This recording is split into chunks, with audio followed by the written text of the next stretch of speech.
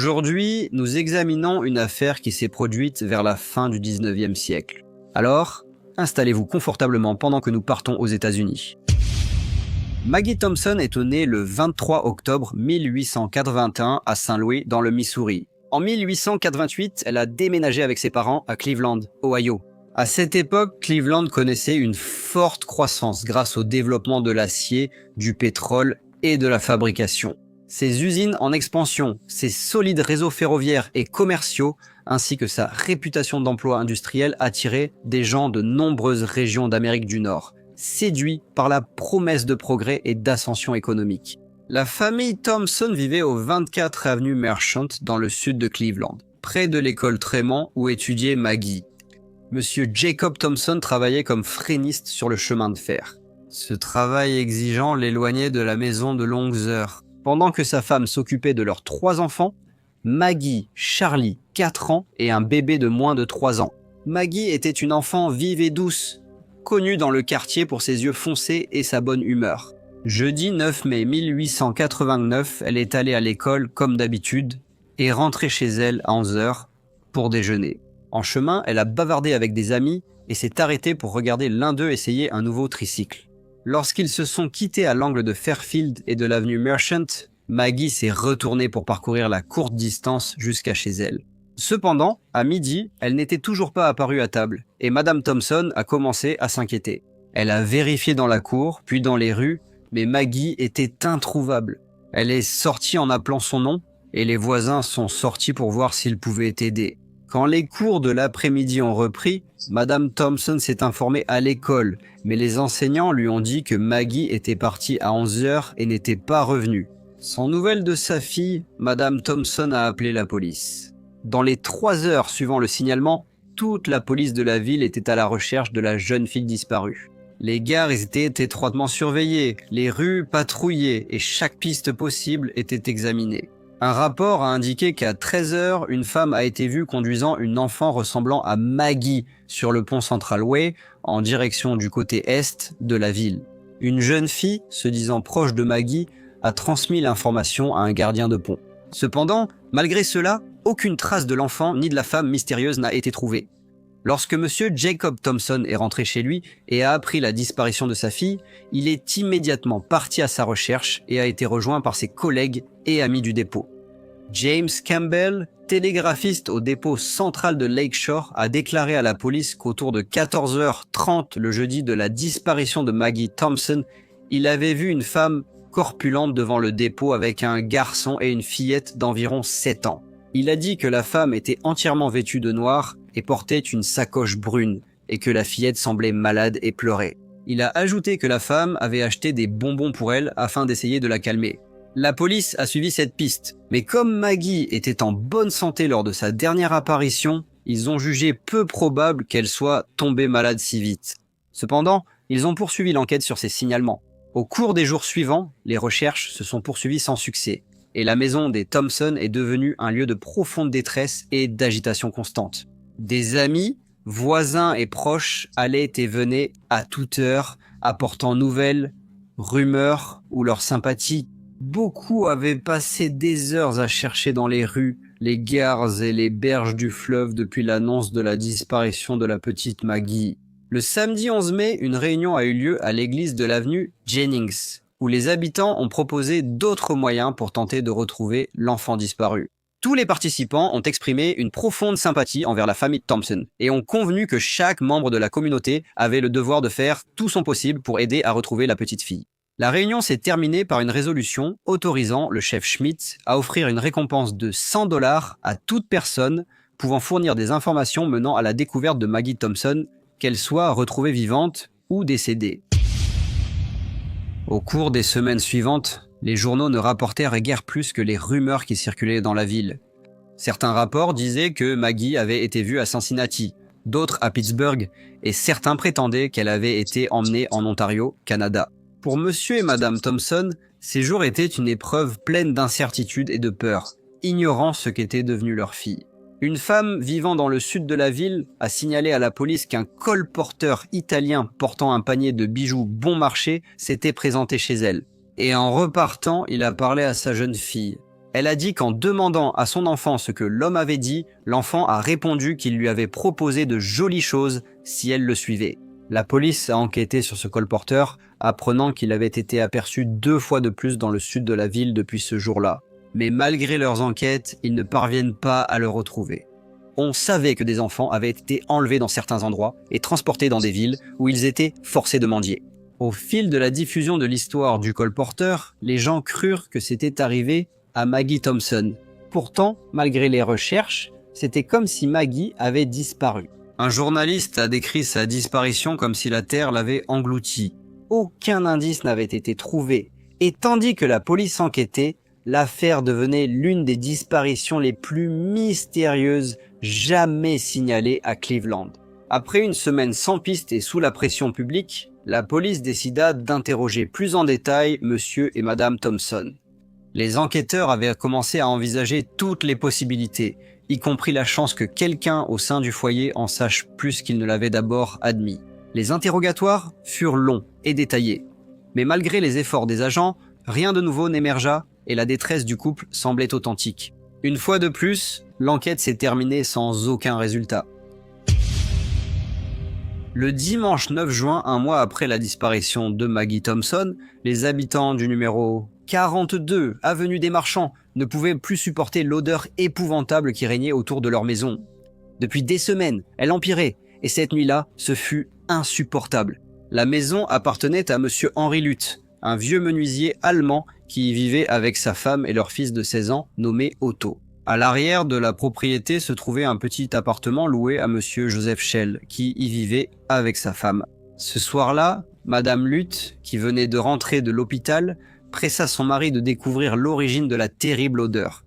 Monsieur Luth accepta de descendre à la cave, et sa femme tenait une lanterne depuis l'entrée. 2 caves basses et étroites se trouvèrent sous la maison, et Monsieur Luth voulait les inspecter toutes deux. Il est d'abord entré dans la plus petite, puis en est ressorti après quelques minutes. Il était pâle et tremblant, les yeux écarquillés d'horreur. « Eh bien, qu'as-tu trouvé ?» demanda sa femme en allemand. Monsieur Luth répondit qu'il y avait un corps sous la maison. Madame Luth sortit en courant dans la rue et appela l'agent Steen qui passait justement lors de sa ronde. Lorsqu'il vit l'ouverture de la cave, il comprit qu'il ne pouvait pas y passer lui-même. Alors, il demanda à Monsieur Luth de retourner à l'intérieur et de rapporter ce qu'il avait trouvé. Monsieur Luth fit ce qu'on lui demandait et tira le corps vers une fenêtre. C'était le corps d'une jeune fille. Il avait été démembré et était déjà en état de décomposition. Le commissariat de police fut immédiatement averti et, en quelques minutes, le capitaine Gates, le détective Douglas, le lieutenant English et plusieurs autres agents, ainsi que le coroner Monsieur Walsh, arrivèrent au 42, avenue Merchant. Mais ils n'étaient pas les premiers. La nouvelle de la découverte s'était déjà rapidement répandue dans les quartiers et lorsque les autorités arrivèrent à la maison, la rue était bondée de curieux. En moins de 10 minutes, près de 200 personnes s'étaient rassemblées dehors, murmurant de choc et d'incrédulité, tandis que les agents débutèrent leur enquête. Les vêtements retrouvés à côté du corps semblèrent correspondre à ceux que Maggie portait lorsqu'elle a disparu. Monsieur et Madame Thompson ont été informés, et Monsieur Thompson est venu immédiatement, mais il n'a pas pu accéder à l'endroit où le corps a été retrouvé. On lui a montré un chapeau retrouvé, en lui demandant s'il le reconnaissait. En le regardant, il est devenu très ému, a levé les mains en l'air et a crié « Mon Dieu, c'est mon enfant !» Il a alors tenté d'échapper aux policiers et de forcer l'entrée de la cave. 3 policiers ont réussi à le retenir, mais il était évident pour tout le monde que c'était un homme accablé par le chagrin. À ce moment-là, la foule à l'extérieur était déjà agitée et commençait à proférer des menaces contre les occupants. Mais quand M. Thompson cria plusieurs fois « Lynch, le meurtrier !» tous répétèrent ce cri. Un instant, la foule sembla vouloir forcer l'entrée de la propriété. Les agents réussirent à les repousser et continuèrent à tenter de maîtriser M. Thompson qui essayait toujours de descendre à la cave. Tous les occupants du numéro 42 avenue Marchand ont été placés en garde à vue et conduits au poste du 9e arrondissement. La police pensait que l'un d'eux savait forcément quelque chose sur le crime. Le corps n'a pu atteindre l'endroit où il a été trouvé qu'en passant par l'une de leurs caves. Interrogé, M. Thompson a affirmé n'avoir jamais rencontré ni parlé à un habitant de la maison et n'avoir aucune raison de les soupçonner. Lorsque les agents ont interrogé les voisins, ils ont décrit la famille Luth comme une famille allemande, calme et respectable, avec 2 enfants, dont l'un vivait encore à la maison et l'autre avait déménagé. Nul n'avait d'informations sur monsieur et madame Cheville. Les 5 occupants ont tous été placés sous surveillance policière pendant que l'enquête se poursuivait.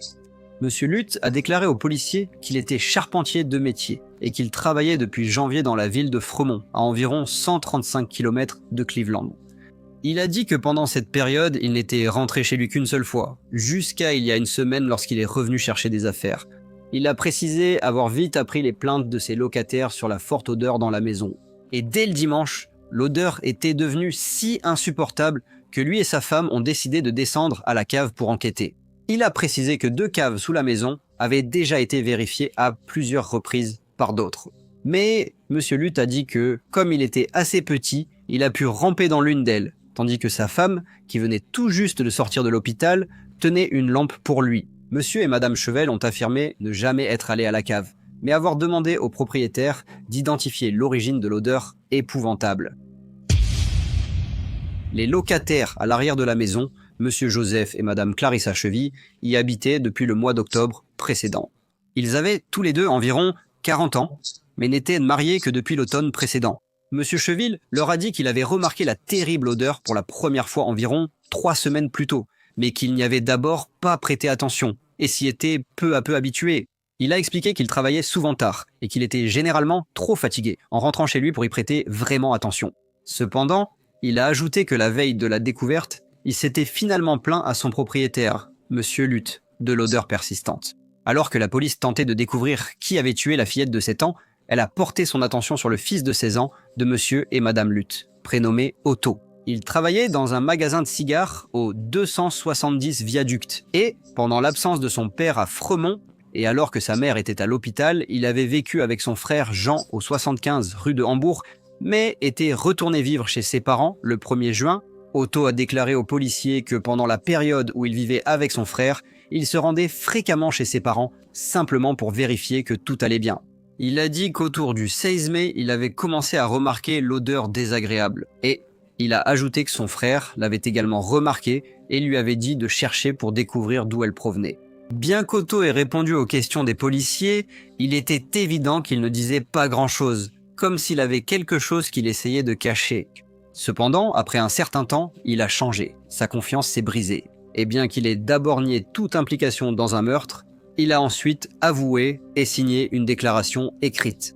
Il a déclaré aux policiers qu'autour de 11h30, le jour de la disparition de Maggie Thompson, il se trouvait à la porte de sa maison, près du coin de Fairfield et de l'avenue Merchant.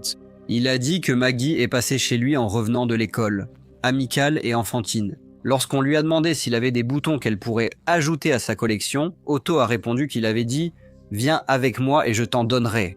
Il a dit qu'elle l'a suivi sans hésiter dans la chambre de la maison. Et, une fois à l'intérieur, il l'a soudainement saisi, jeté sur le lit et, malgré ses cris et ses tentatives pour se débattre, il l'a agressé.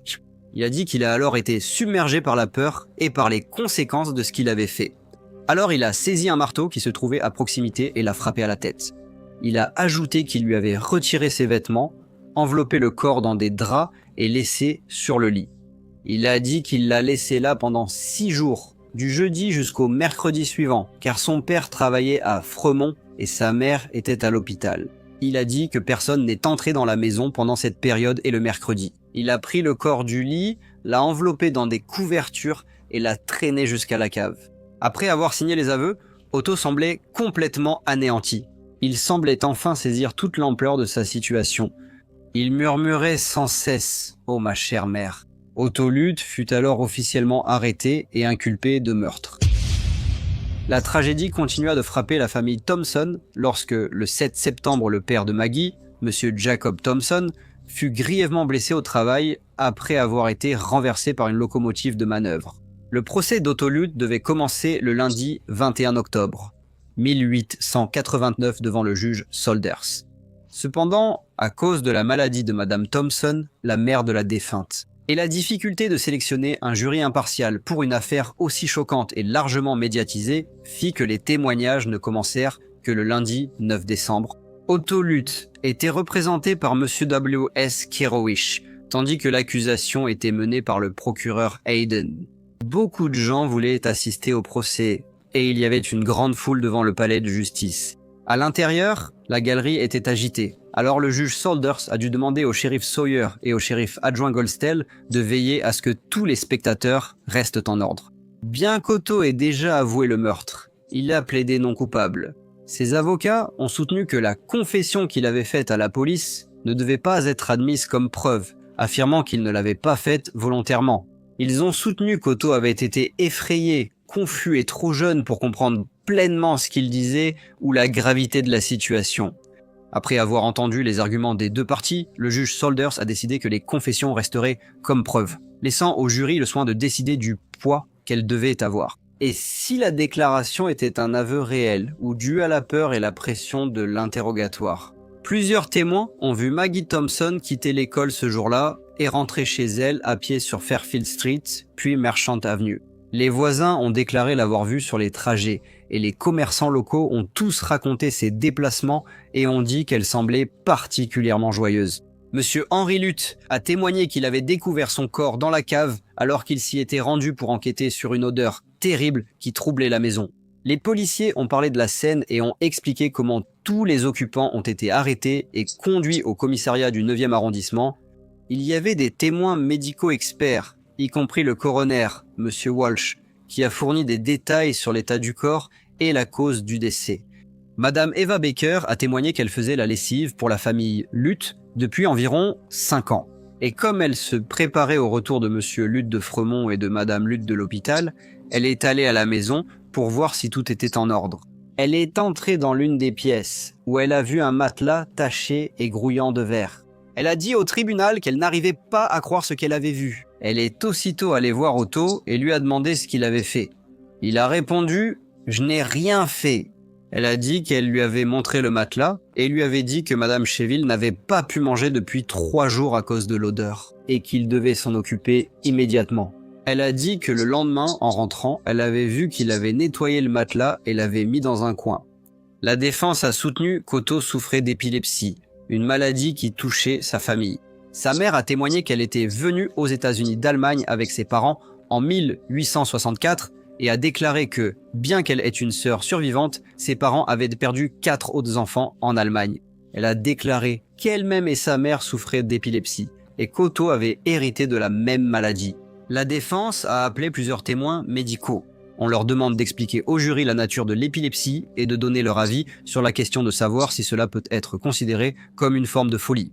À l'époque, l'épilepsie était mal comprise et souvent considérée comme une sorte de trouble mental plutôt que comme une maladie des nerfs. On croyait largement que les crises d'épilepsie pouvaient rendre une personne temporairement folle ou inconsciente de ses actes. La défense espérait que le jury verrait la maladie d'Otto comme preuve de son absence de pleine responsabilité. L'accusation a rétorqué qu'aucune preuve ne montrait qu'Otto avait eu une crise d'épilepsie lors du crime. Ses actions avant, pendant et après le meurtre prouvaient une planification minutieuse et la pleine conscience de ses actes. Et non pas une confusion ou une perte de contrôle associée à l'épilepsie. Bien que la majorité des habitants de Cleveland soient convaincus de la culpabilité d'Otto et que l'affaire dominait les conversations dans les magasins et dans les rues, certains se demandaient si une maladie héréditaire familiale avait pu influencer les actes et le comportement du garçon. Cependant, ces rares voix de compassion restaient prudentes, souvent rapidement étouffées par la colère et l'horreur des autres. Mais la ville comptait tout de même des personnes qui, bien que choquées par le crime, éprouvaient une certaine sympathie pour l'état du garçon. Le 29 décembre, l'accusation et la défense ont résumé leurs arguments. L'accusation a insisté sur la brutalité du crime, la confession détaillée d'Otto et les preuves évidentes le liant au meurtre. La défense a affirmé qu'Otto était épileptique, une maladie familiale, et a demandé au jury de considérer sa jeunesse et sa santé dans l'évaluation de sa culpabilité. Après 6 heures de délibération tendue, le jury est revenu avec son verdict. Otto Lutt a été reconnu coupable de meurtre au premier degré. Suite à cela, le juge Saunders l'a condamné à mort et a annoncé qu'il serait pendu le 16 avril. La salle d'audience a éclaté de douleur et la mère d'Otto, submergée par le chagrin, s'est mise à crier en allemand. Le meurtre de la petite Maggie Thompson est considéré comme l'un des crimes les plus choquants et brutaux de l'histoire de l'Ohio. Pourtant, beaucoup de gens hésitaient à l'idée d'exécuter un adolescent, surtout un qui souffrait d'épilepsie, une condition que certains pensaient influencer l'esprit et le comportement. Dans les jours qui suivirent, l'équipe de défense d'Otto déposa un recours demandant un nouveau procès et un sursis à l'exécution. Le tribunal accorda un sursis temporaire, leur donnant le temps de présenter leurs arguments. Lorsque la Cour d'appel et la Cour suprême de l'Ohio ont refusé d'annuler le verdict, un nouveau sursis fut accordé jusqu'au 29 août, permettant aux avocats de saisir le Conseil des grâces. Cette tentative a aussi échoué, et un ultime appel au gouverneur Campbell a également échoué, car il a refusé d'annuler le verdict et d'accorder la clémence. Malgré les actions juridiques et le débat public sur l'exécution d'un adolescent malade, la sentence n'a pas changé. Le 29 août 1890, Otto Luth a été pendu. Le lendemain, son corps a été rendu à ses parents pour l'inhumation. Bonjour à tous et merci beaucoup de votre écoute. Comme d'habitude, n'hésitez pas à laisser vos commentaires ou remarques. J'espère vous retrouver tous au prochain rendez-vous. Briefcase.